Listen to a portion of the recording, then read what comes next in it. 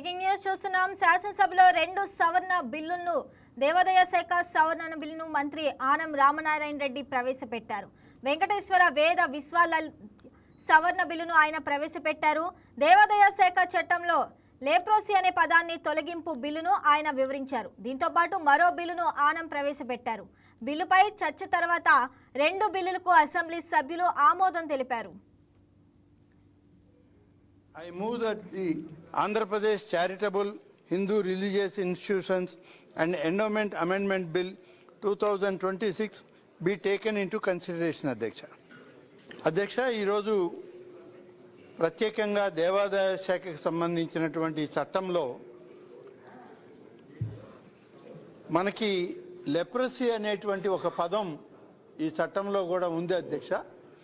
దీన్ని మార్పు చేయాలనేటువంటి అంశం మీద ఇవాళ ఈ బిల్లు అమెండ్మెంట్కి ఇక్కడ సభ ముందుకు తీసుకురావడం జరిగింది తమ అనుమతితోటి.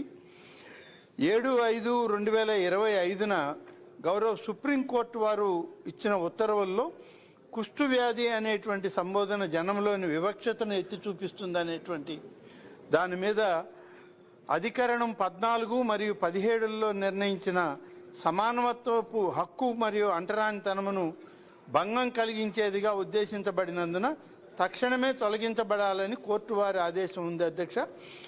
ఈరోజు ఈ బిల్లును ప్రతిపాదించడం కూడా దాన్ని దృష్టిలో ఉంచుకొని ఇప్పుడు దేవాదాయ శాఖ చట్టంలో కూడా ఉన్నట్లు గుర్తించడం జరిగింది.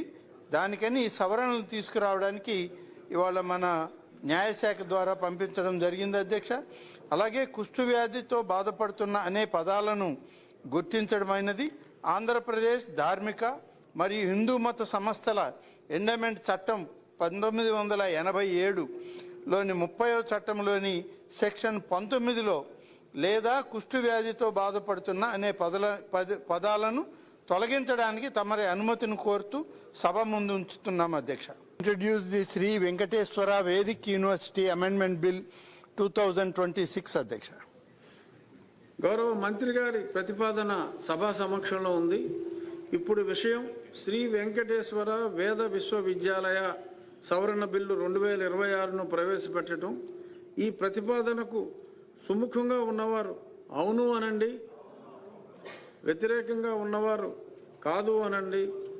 అవునన్నారు, అవునన్నారు, అందరూ అవునన్నారు. ఈ ప్రతిపాదన ఆమోదించడమైనది. బిల్లు సభలో ప్రవేశపెట్టబడింది. గౌరవ దేవాదాయ శాఖ మార్చులు శ్రీ వెంకటేశ్వర వేద విశ్వవిద్యాలయ సవరణ బిల్లు 2026ను పరిగణలోనికి తీసుకునే